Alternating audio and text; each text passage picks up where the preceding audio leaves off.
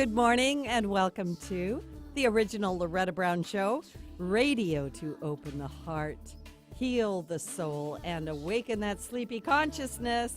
And oh boy, we were having fun this morning. I have a guest in the studio with us, and Mr. Benny. Yes, ma'am.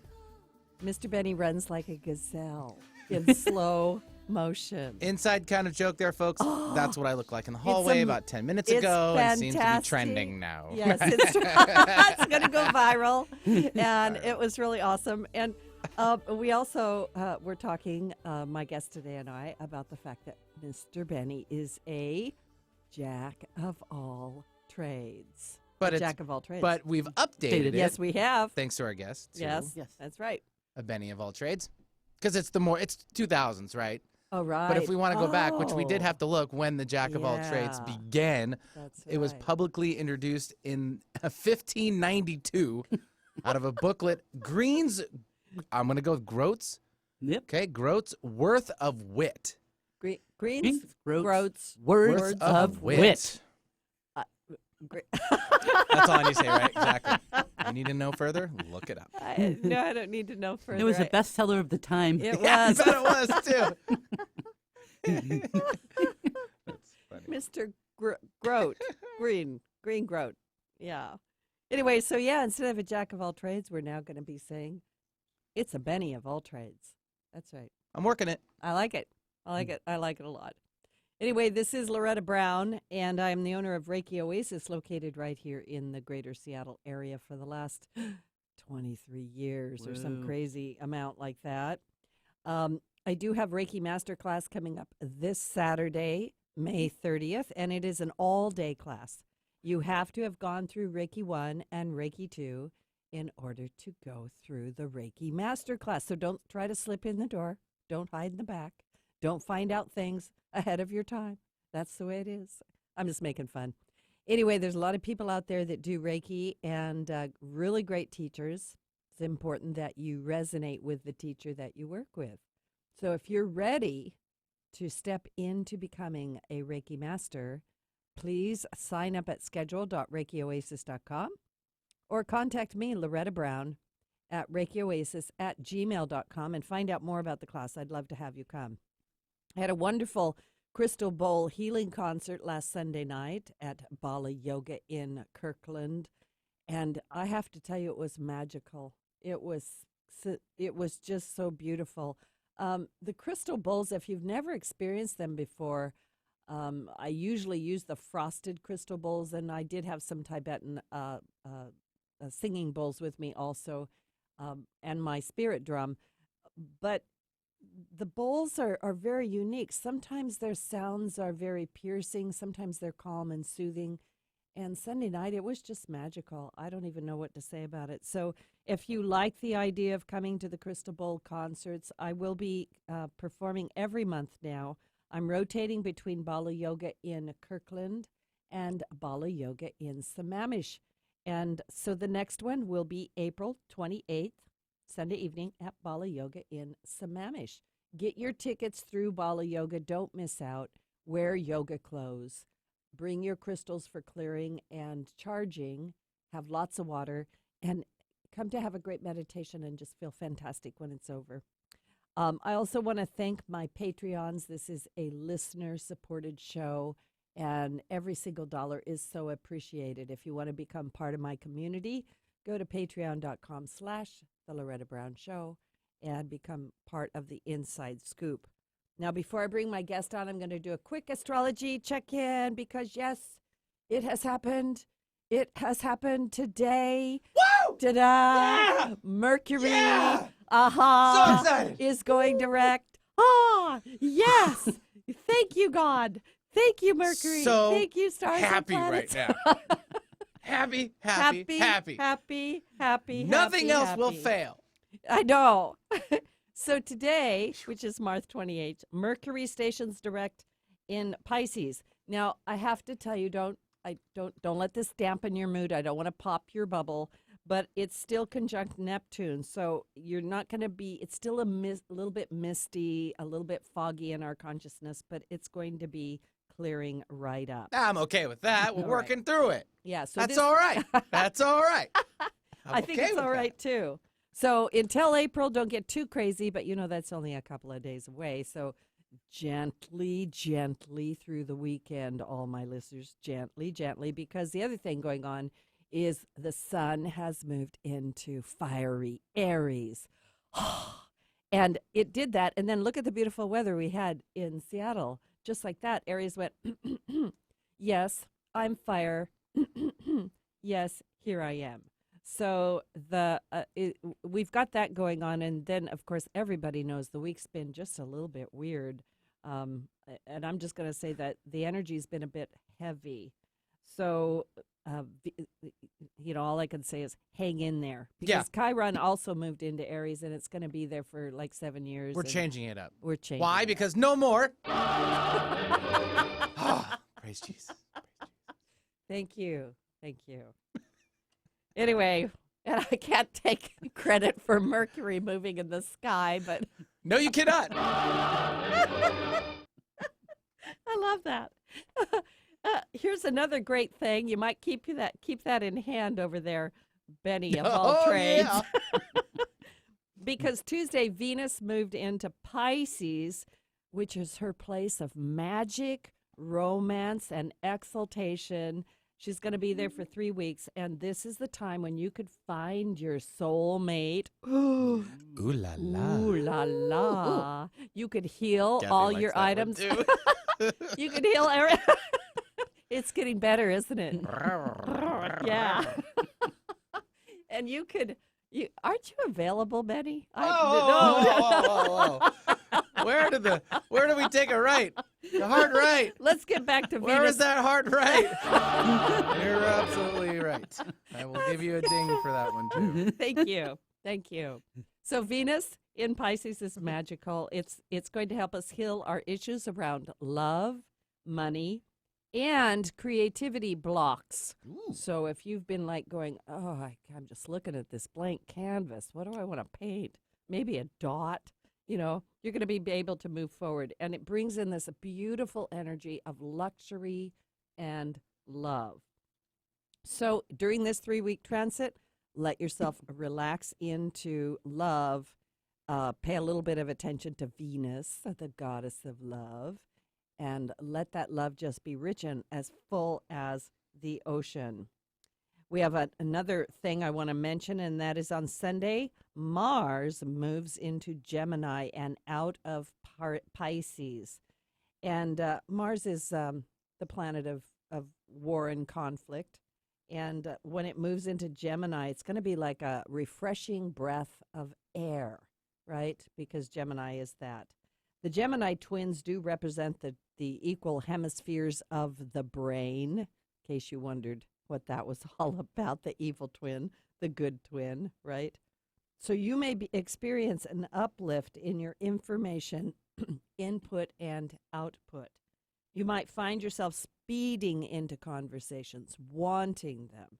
You might be like taking that stack of books and just reading them one after another, and you might just feel like writing up a storm. So Mars in Gemini adheres to this little statement: knowledge is power. And this is going to be an important element as we begin next week with the new moon in Aries. So, my listeners, isn't it time for something new? Isn't it time to get rid of all that heaviness? Yes. Isn't it time for better communication, love, light, and all of the good things? Well, it's on its way. And of course, we always have to do our part.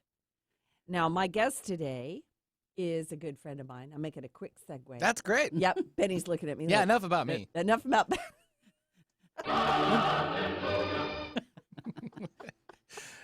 Enough about me. Now, what do you think about me? Yeah, there you go. Exactly. That's exactly right, by the way. My guest today is my great friend, Kathy Wilmering. She is a counselor, a psychiatric nurse. We need her right now in the studio. And the owner of SeaChange Health and Wellness, based right here in Seattle. And she's an international speaker, a workshop presenter on healing through trauma and moving through chronic illness. She offers individual, couples, family, and group counseling services to include psychiatric medication management.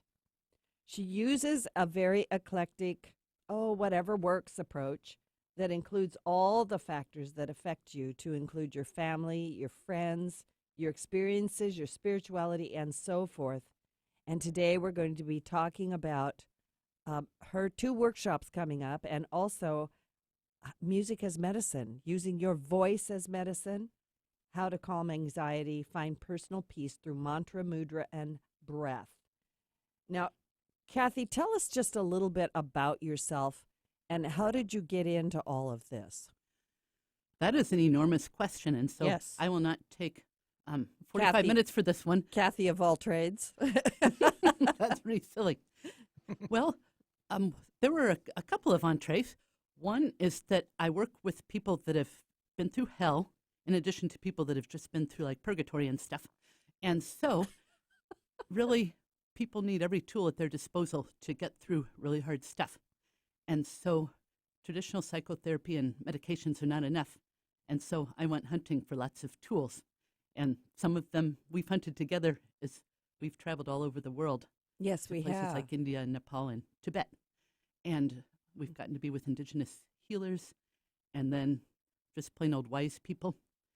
And so I came up with a whole array of things.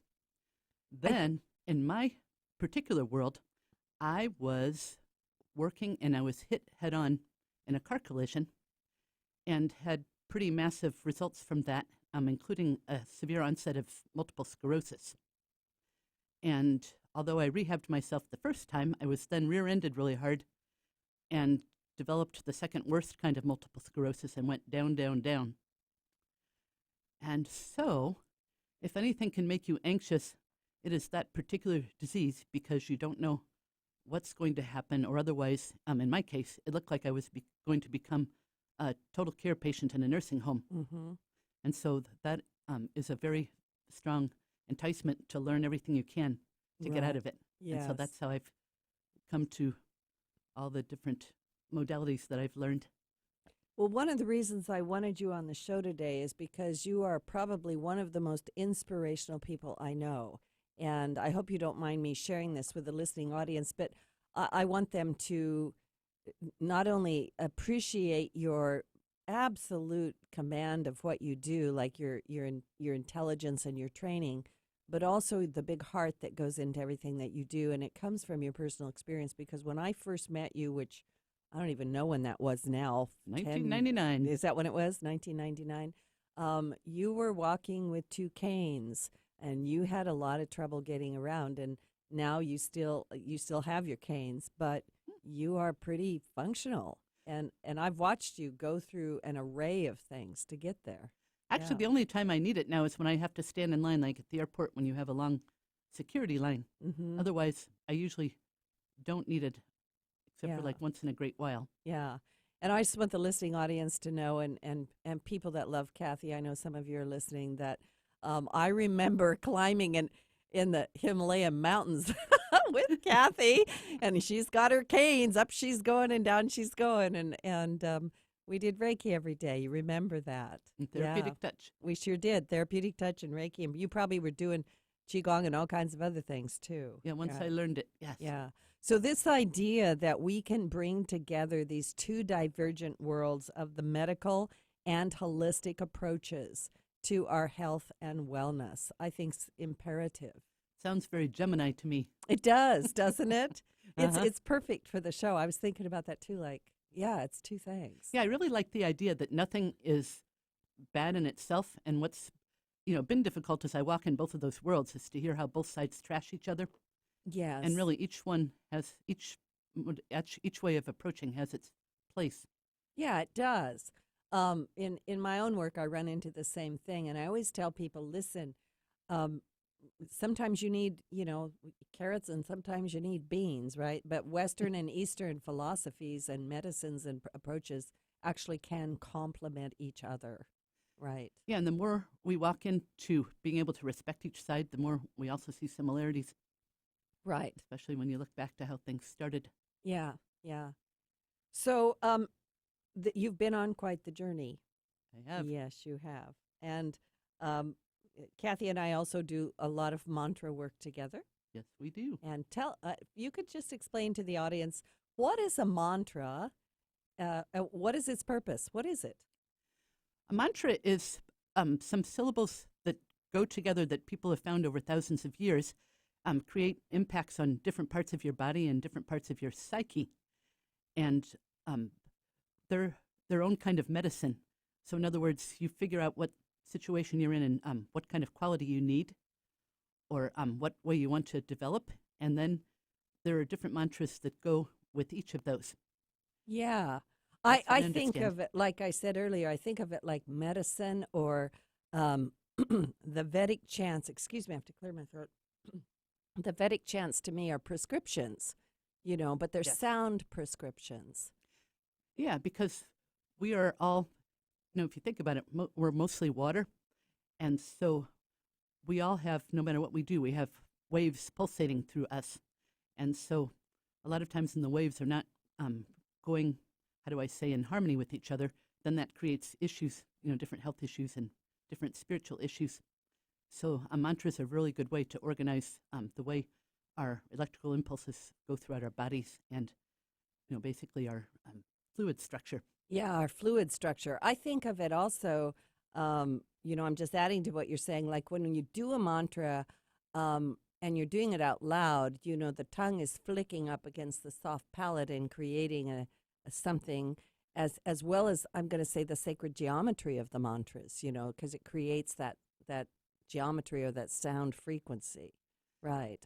Mm-hmm. Yeah, and there's some research on that too, a lot of it in India about what happens and especially how after you chant or do some of these different practices we're going to talk about here for about 11 minutes, it actually changes your brain, first of all, to more of an alpha state, and then, depending on what you do afterwards, to different other kinds of useful states.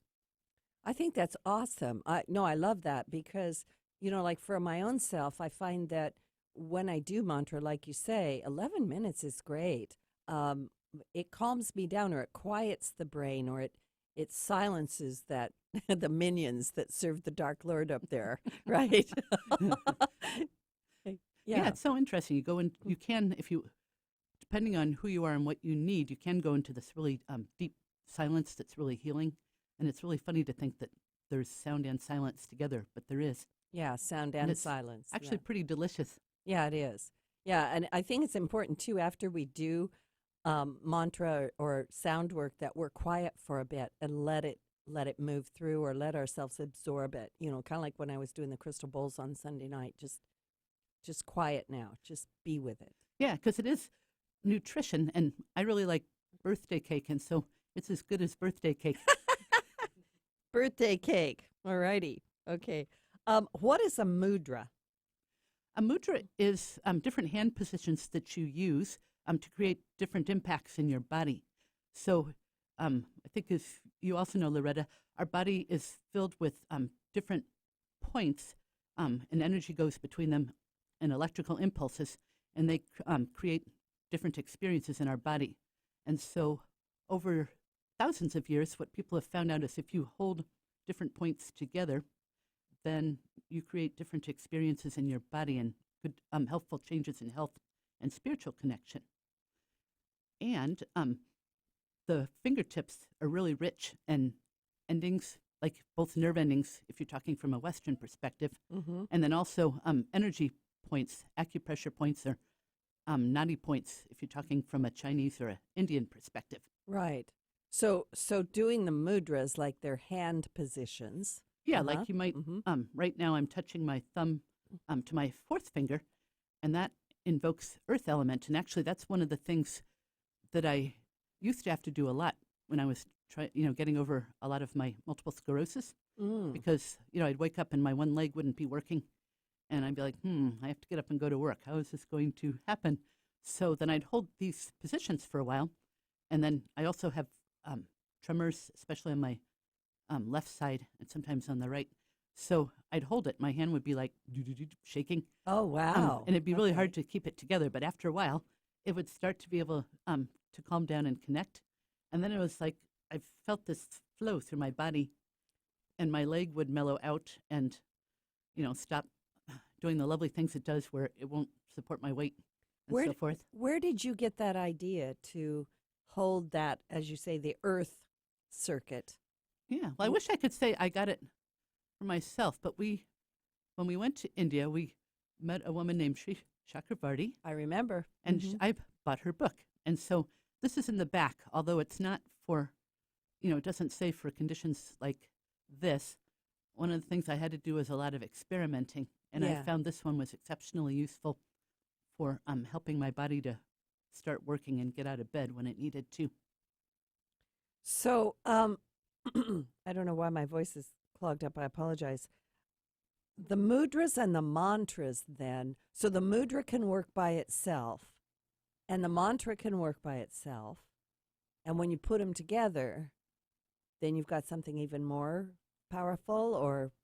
What I'm used to is that it depends. Okay. It's sort of like, when you go like to PCC and they, say, there's this dish and we suggest you pair it with this red wine.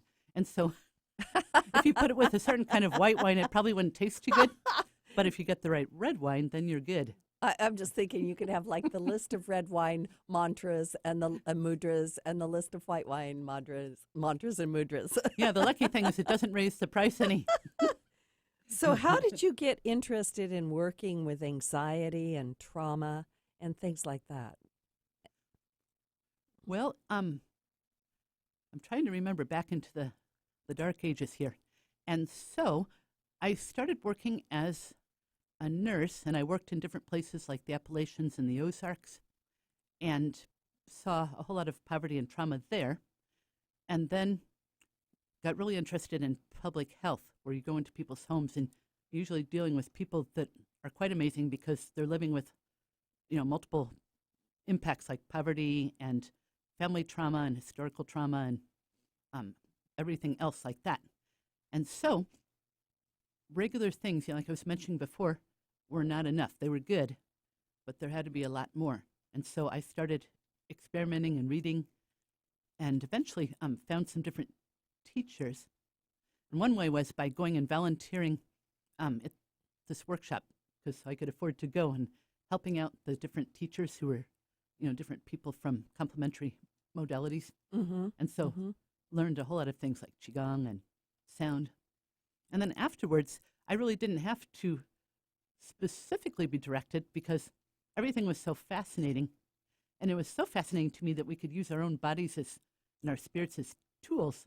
Mm. And there's no end to how we can help ourselves in the world by using, some of these different things to enhance what our bodies can already do. That's a powerful statement. Yeah.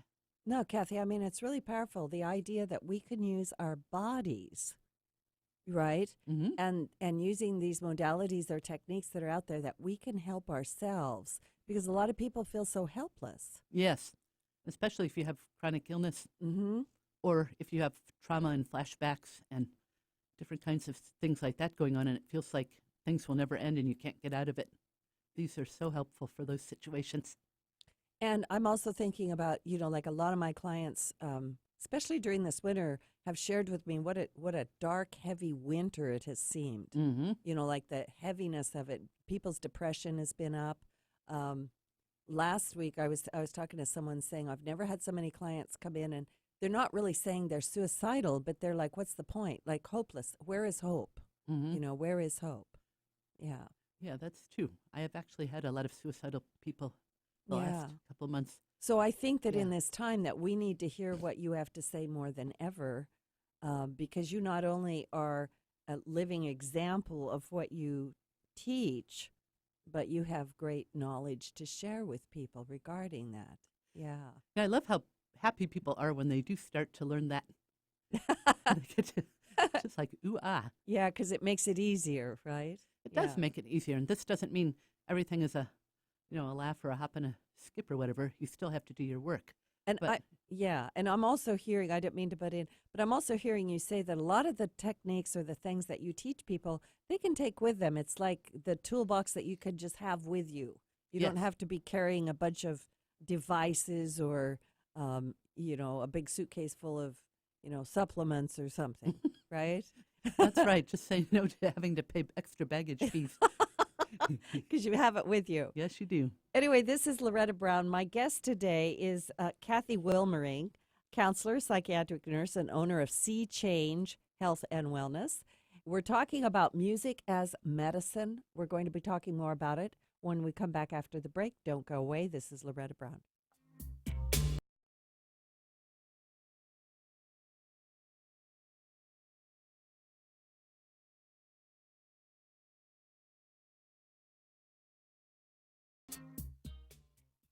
Did you know that Reiki healing can be done at a distance? It's true. So let Reiki Oasis focus powerful energy to help relieve your stress, grief, sadness, anger, and so much more. Convenient, personalized treatments at a distance can increase lightness of being. During your appointment, find a quiet place to lie down or sit to receive healing energies. If you want help with your dis-ease, visit ReikiOasis.com. Harness life's energy. Visit ReikiOasis.com today.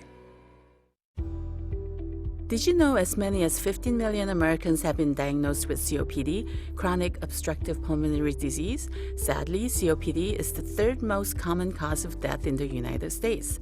Hi, I'm Representative Cindy Rhee from Washington. As many as 12 million adults may have COPD and not know it. COPD could include wheezing, cough, chest tightness, and shortness of breath, and it can vary from day to day. COPD is a disease that can worsen over time, and patients may experience flare-ups. Flare-ups can increase shortness of breath and uncontrollable coughing and may lead to hospitalization or even death. While COPD is not curable, there are treatments available to help you breathe better and prevent flare-ups. If you or a loved one has COPD, please talk with your doctor to create an action plan that fits your lifestyle. For more information, please visit womeningovernment.org. Alternative Talk 1150. We're on your radio at 1150 a.m. We're on your HD radio at 98.9 Channel 3. So many ways to listen. We're on the web at 1150kknw.com, streaming live audio and video as well as MP3 archives of many of our shows. So many ways to listen. And now, we're on your smartphone or tablet. Download our free app in the Apple App Store or Google Play and take Alternative Talk 1150 anywhere you go. So many ways to listen. Make it a great day. Keep your dial on Alternative Talk 1150.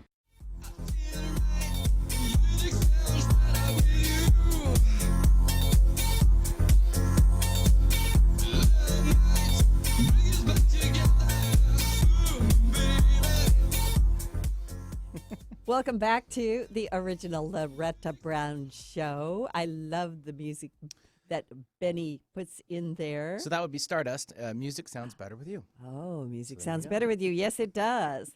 I have my wonderful guest, Kathy Wilmering, on today, and we're going to open the lines for questions. So if you have a question about using your voice as medicine, if you just have a question for Kathy, she's a counselor, psychiatric nurse, and owner of SeaChange Health and Wellness.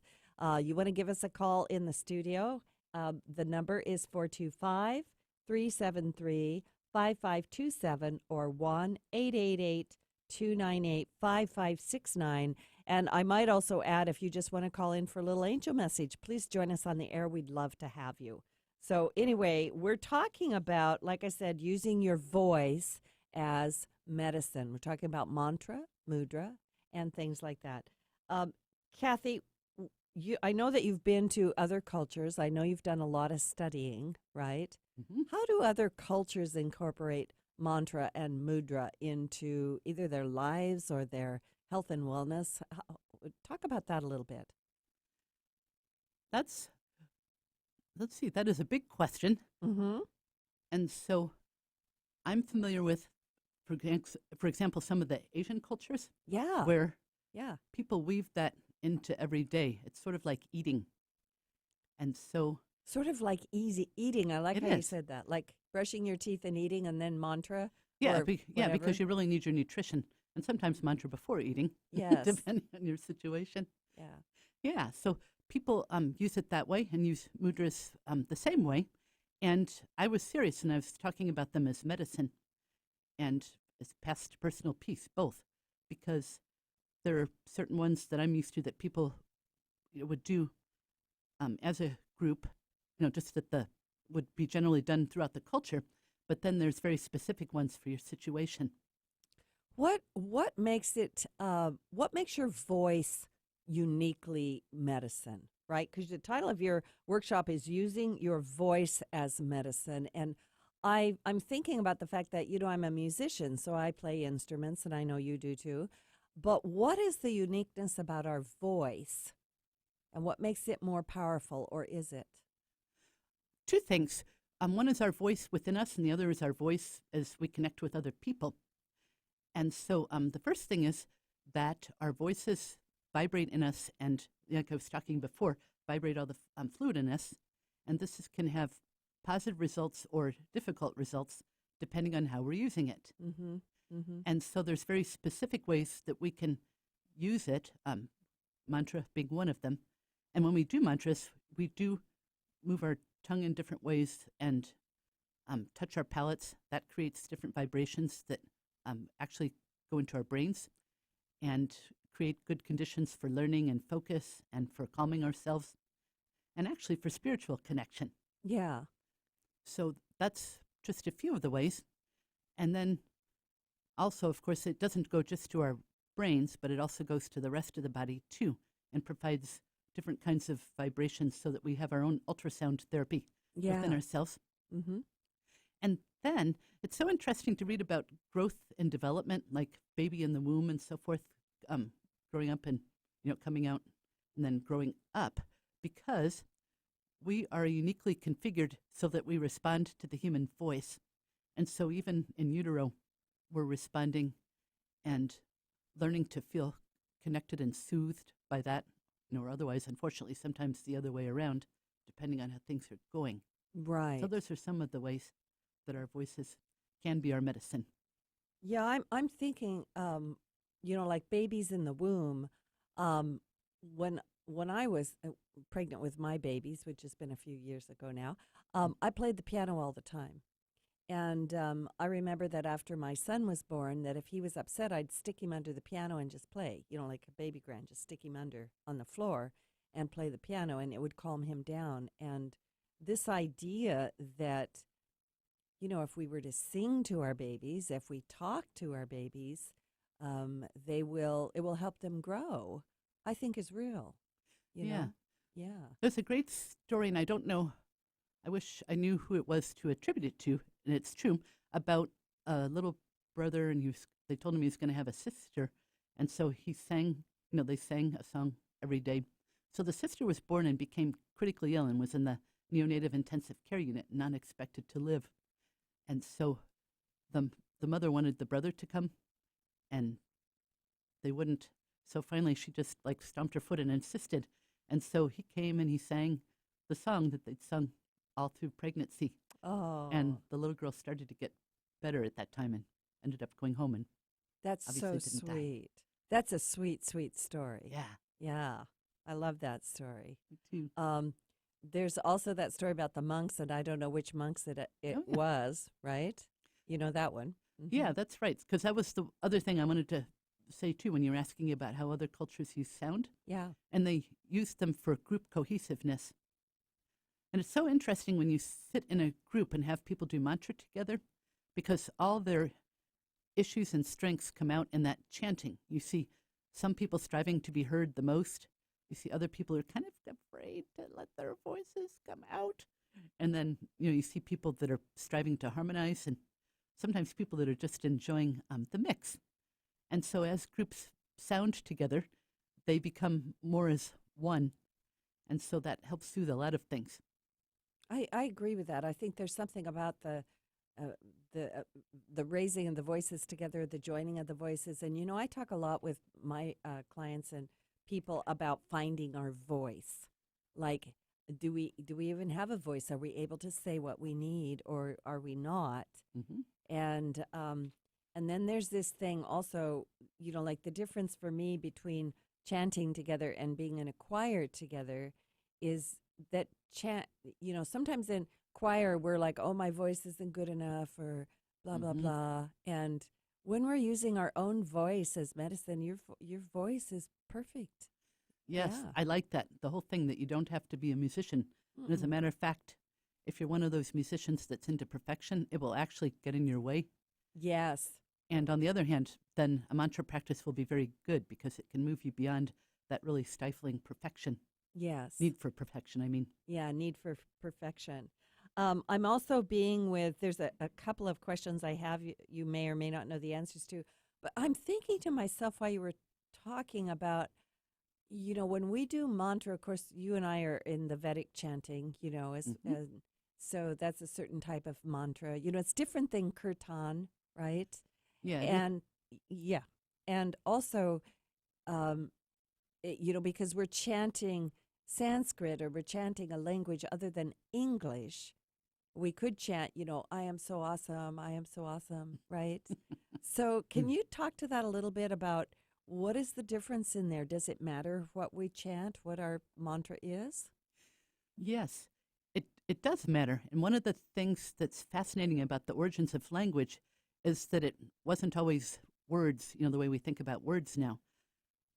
It used to be that people would, came up, especially as they observed nature, is that there were different sounds that created experiences in the natural world.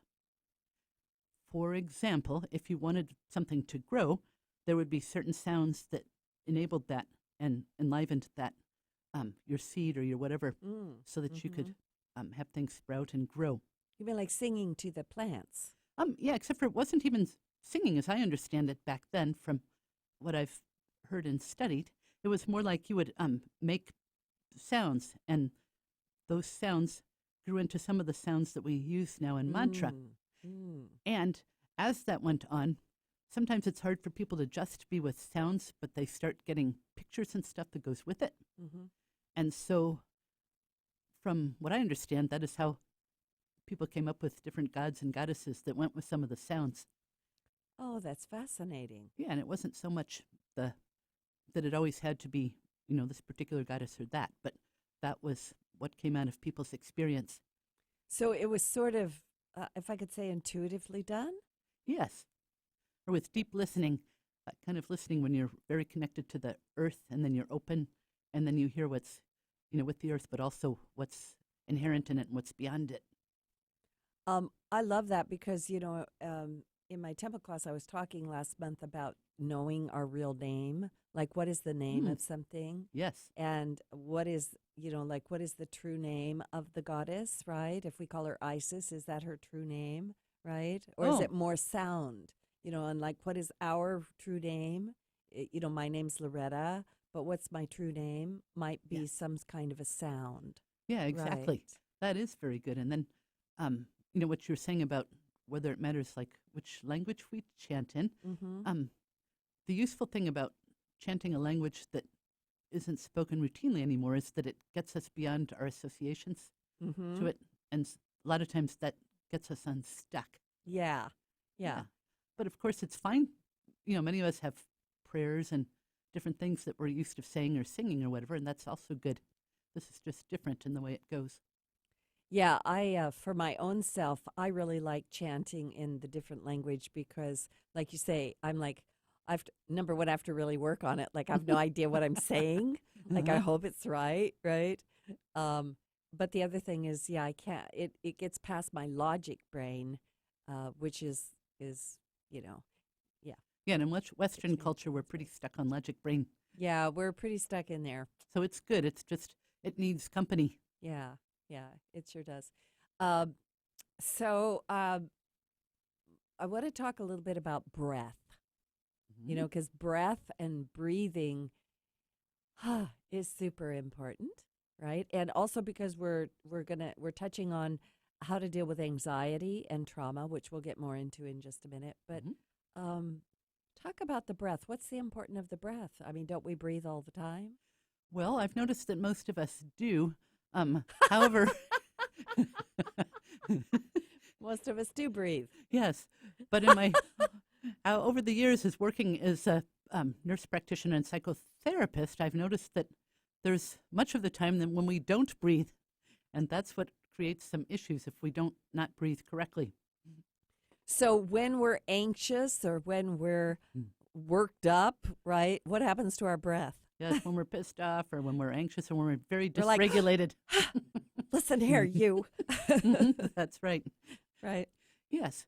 Well, that's fine to do that because, of course, our breath changes, and then that changes our blood pressure and our heart rate and just about everything inside of us, all of our physiology. And so it's good to be able to have some of that, to be able to fluidly shift your mood Yeah. and your state of your body.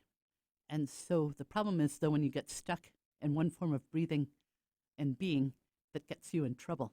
You know, that's a great statement. I talk a lot to people about like the mind-body connection, like the posture of my body is affecting what I'm thinking and feeling, and what I'm thinking and feeling is affecting the posture of my body, you know, this kind of a thing. Yeah.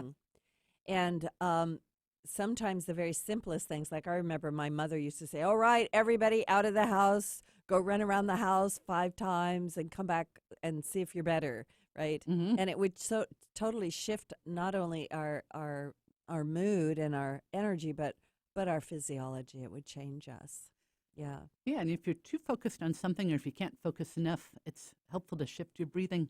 Mm-hmm. And a lot of times we take it for granted and take our lungs for granted. So a lot of times actually just starting to really appreciate those shifts our breathing in a helpful way too. I love this idea of shifting your breathing because some of the questions that I get a lot are things like, you know, because I'm always talking to people about mastering their emotions. Like, okay, one of the things on planet Earth is mastering our emotions, or in other words, not being taken down or powering up that anger when you start to feel it. And they'll go, I don't want to master my emotions. I'm angry. Right, you know. Uh-huh. And I've often said to people, you know, put your mind on something else. Try to think of something else. But you're saying shift your breathing. Mm-hmm. Do you have an example of that for us? Yeah, be more specific. What do you mean? Well, there's lots of ways from the most simple to really esoteric ways of doing it. Yeah. But one way that's very simple is just to inhale and then make your exhale longer than your inhale. And does it matter if you're breathing through your mouth or your nose? Well, a lot of times And- nose is more calming, but Okay. if your nose is stuffed up or whatever, Because you've been sobbing. yeah, the trouble, you can breathe through your mouth and have it work, but then a lot of times then your mouth gets really dry right away. I also saw you automatically doing a movement because I think you do that breath a lot. And is that movement important also? No, I'm a Qigong practitioner, so I usually automatically do movements with my breathing. So yes, those can power that, and that's one of the things that I will show people in my workshop. But you don't have to.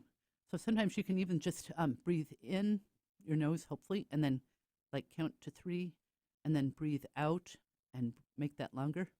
So you could go 2, 3, 3, hold, and let out. 1, 2, 3, 4, 5, and then hold a little bit.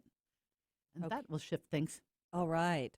So for the listeners, yeah, because I like that. That was really nice. And this is just a little technique to help shift your mood, I suppose you might say, or shift your Actually, mind, To or shift your state, shift your state. and actually just to feel more comfortable, Mm-hmm. especially if you're afraid. Yeah, especially if you're afraid. So I'm just going to go back through it with you, Kathy, and I'll just kind of verbalize it to the listening audience, and those people watching can watch. But it's like you breathe in to the count of 3. Mm-hmm. You hold for the count of 3. Yeah, You exhale for the count of 5. yeah, Yeah.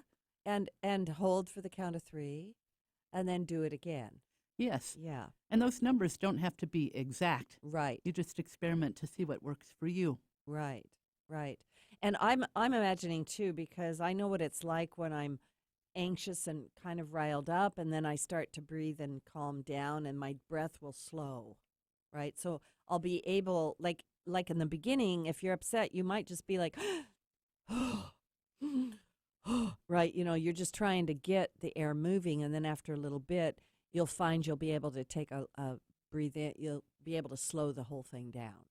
Yeah. Yeah, and I was surprised at how powerful this other one is. Uh-huh. And there's a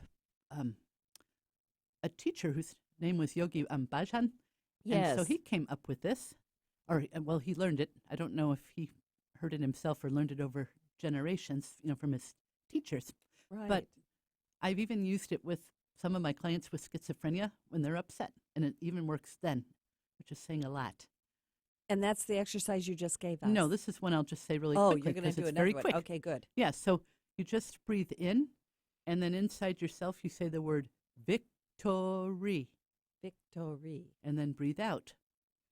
And then breathe in again, Victory. victory. And breathe out. Yeah, Wow. and then just keep doing that. What I like about that one is you can do it like in the middle, even if you're in the middle of a boring meeting, but you know you have to get up and talk or something, you can do it while you're waiting, and nobody will know. So you're breathing in, and while you're holding the breath, you're thinking victory Yeah, in your mind. in and your then mind. exhale it. Mm-hmm, exactly. Okay, good. I love that one. Yeah, but that one could be helpful today, you guys. Just saying, Mercury going direct and wanting to get out there and communicate. You might need to, hey, wait a minute. Let me catch my breath before I jump in there. Yeah, Right. that's true. And there are Mhm. much fancier ways, too, about drawing the breath through the body in certain places. Mm-hmm. So that's some stuff I want to teach people also in that workshop about calming anxiety. Ah, yeah. So Kathy Wilmering is my guest. This is Loretta Brown. Kathy is the owner of SeaChange Health and Wellness. She's got a couple of great workshops coming up, and April 12th and 13th. Is Yeah. that right? Yeah, you don't have to do both. You can do, or you can. You can. Yeah, you Either can way. do them both. One of them is on a Friday, one's on a Saturday. Yes. And tell us a little bit. You can sign up for her workshops, by the way, if you want to do it already. Where do they sign up, Kathy? They go to kwilmering.com. Okay. K like Kathy, but just letter K all together with wilmering.com. kwilmering.com. You can sign up for her classes there. Her two classes, one of them is using your voice as medicine. Is that your Friday class? Yeah, Your Voice is Your Medicine will be on Friday. And on Saturday, how to calm anxiety and find personal peace through mantra, mudra, and breath. My goodness, these sounds like fantastic workshops. Tell us a little bit about them and where are they going to be at? Okay. Well, I'll say where first, and then Okay. I'll just say where they're going to be at. They're going to be at Finney Neighborhood Center in Seattle. Finney And- Neighborhood Center. Finney Okay. Neighborhood Center, yeah. Actually, that's where both of them will be. It's pretty easy to get to in Seattle. And so I like that location because it's right near Green Lake, and it's always good to learn these kind of things near a body of water or where there are trees. I think And it's so- lovely there, the Finney Neighborhood Center. Yeah, it's a great location for a workshop. Lots Yeah. of places to eat. I and used all to that too. live near Green Lake, and the energy is just fantastic in through there.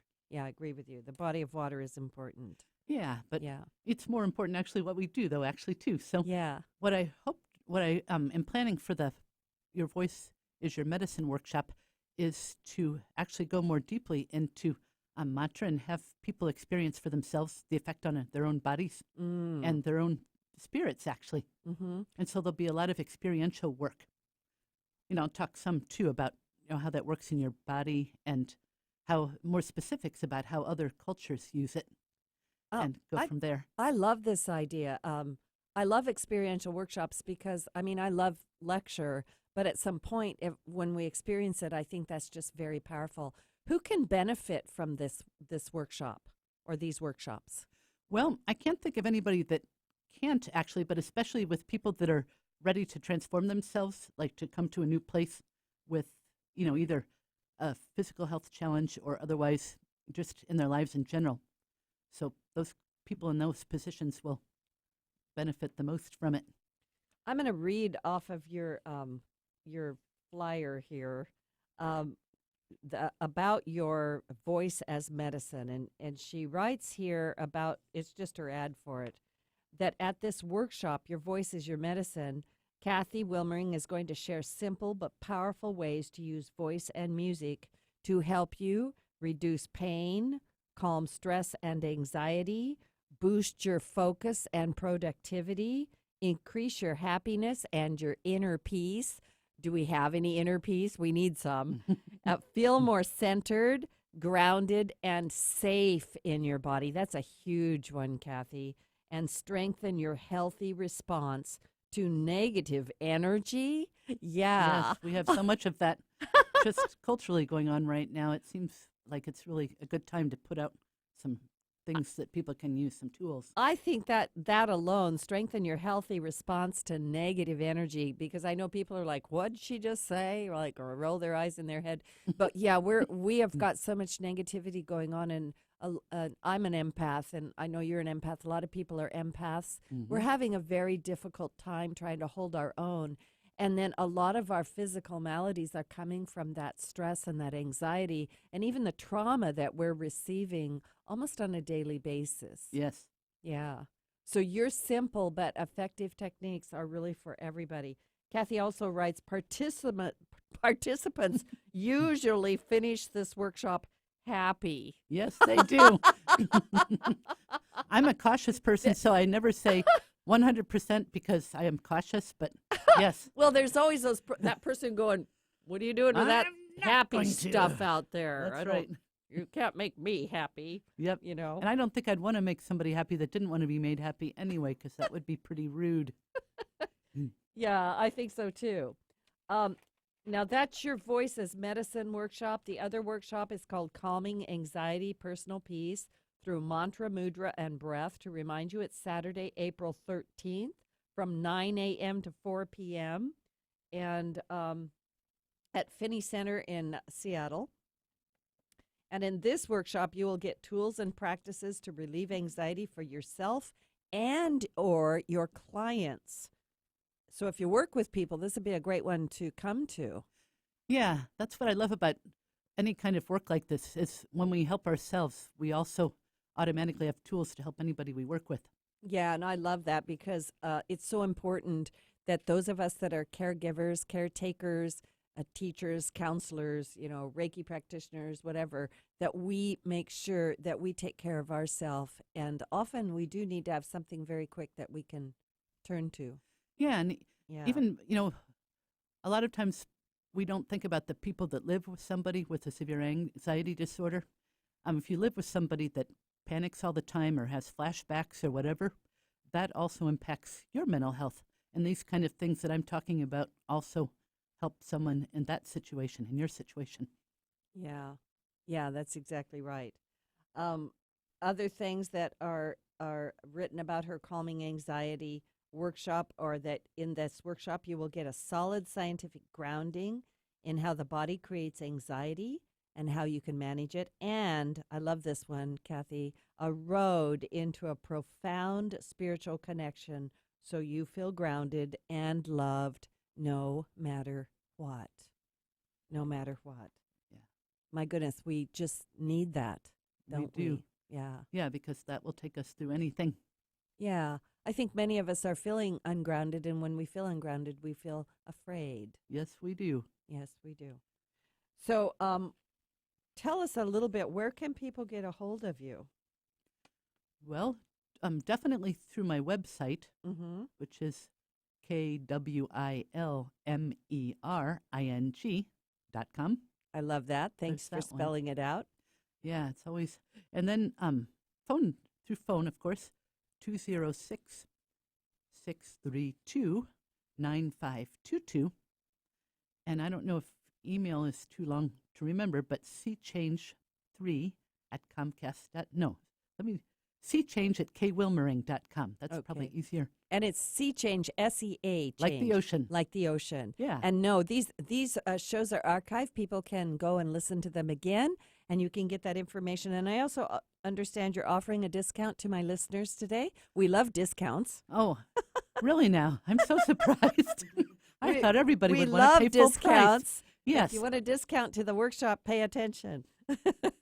All right, so you go to the workshop and go to the website, which also, by the way, has a way to reach me by email.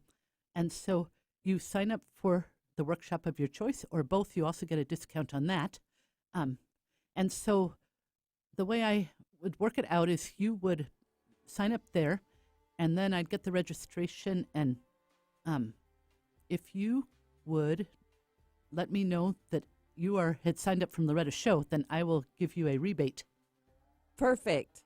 Okay, I give you a $20 rebate. So all of you guys, I want you to go to You just basically name dropping. That's right. So name drop Loretta. That's right. And there you go. Name That's drop exactly Loretta, right. you get a discount. Keep it simple. Loretta name dropping You know, you pays should off.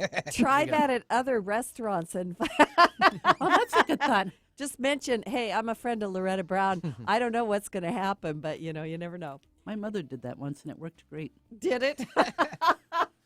Anyway, thank you so much, Kathy, for being on the show. This is great. This is Loretta Brown with Reiki Oasis. My guest today, Kathy Wilmering from SeaChange Health and Wellness. She's got 2 great workshops coming up April 12th and 13th. Go. You need to be there. See you there. Bye now. Have a great week.